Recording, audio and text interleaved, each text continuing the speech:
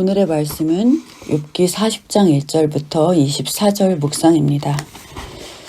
거룩하신 하나님 아버지, 저희는 아버지에 대해서 아는 것이 심히 적고 생각하는 것에서도 부족하고 또 하나님을 섬긴다고 하지만 섬기는 길에도 제대로 알지 못하고 개인적인 종교 감정이나 생각들 또 정신적인 복리를 추구하는 잘못으로 머물기 쉬움을 고백합니다.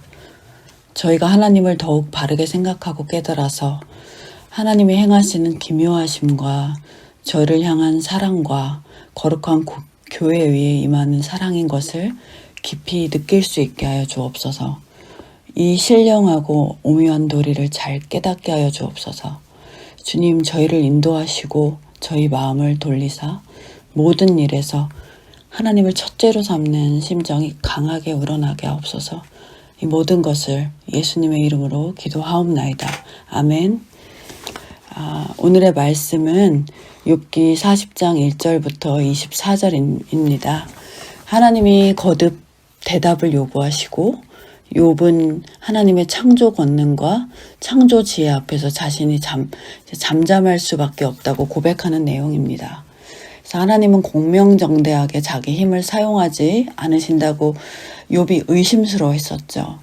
그러니까 욥과 욥의 친구들이 모두 하나님의 행하심을 인간적인 기대의 틀에 비추어서 이제 판단한 것이었습니다.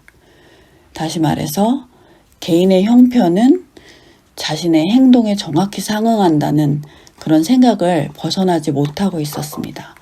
그런데 하나님께서는 38장, 39장 지금까지 오면서 창조주의 지혜를 사람의 잣대로는 잴 수 없다라고 분명히 가르쳐 주시고 계십니다. 그렇다면 욥의 근본적인 잘못은 무엇일까요? 인간의 생각이 하나님을 맞추었던 것이죠. 즉 욥은 창조 질서에 맞는 하나님과 사람의 관계를 뒤집은 셈이기도 합니다. 악인을 벌하지 않고 내버려 두신다고 한 욥의 비난도 다시 한번 또 다시 다루어지는데 이 하나님께서 베헤못을 통해서 똑똑히 다시 알게 하십니다. 이 베헤못을 통제할 수 있는 자가 누구냐 하시는 것으로 이렇게 가르쳐 주십니다. 우리는 이 본문을 통해서 하나님이 어떠한 분이신가 보여주는 이렇게 단어들을 많이 찾을 수 있습니다. 가령 전능자, 지은자, 그리고 또 이 하나님과 욥의 대화를 볼 때 욥은 신정론에 대해서 하나님 왜 이렇게 행동하시냐라고 묻는 것에 반해서 하나님의 답은 물음과 완전히 상응되지는 않게 대답하시고 하나님은 창조주와 피조물의 구별을 분명히 하시는 것으로 이렇게 답을 하십니다.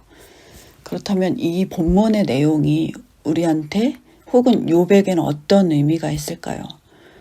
또한 이제 우리 인생의 물음도 이렇게 욥처럼 묻고 있을 수 있습니다. 그럴 때 성경이 욥을 통해서 저희들에게 답을 하고 있을 수도 있습니다. 그렇다면 어떤 의미를 가질 수 있을까요?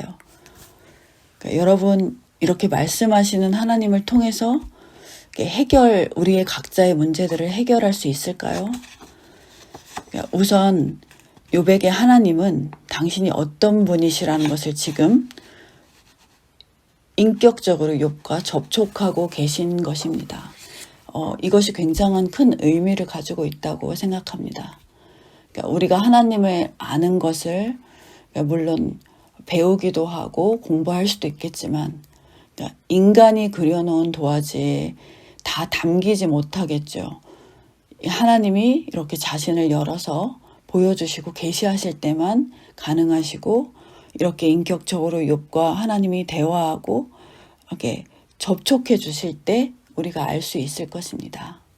여러분, 욥이 만났던 이러한 하나님은 지금 우리도 우리의 일상의 어떤 다사다난한 어떤 사건들, 삶들, 생활들 속에서 조금 시선을 떼어서 하나님의 장엄함, 피조세계의 어떤 만물을 보고 하나님이 지으셨고 다스리시고 지금도 통제하시고 그렇다면 내 삶도 이렇게 다루어 가실 것이고 섭리하실 것이다. 이런 분을 이렇게 오늘의 말씀을 통해서 묵상했으면 좋겠습니다. 아마도 욥은 이 사건을 겪은 후에 결과는 우리도 알지만 정신적으로도 굉장히 많이 성숙했을 거라고 생각합니다. 하나님이 어떠한 분이신지 확신했을 것입니다.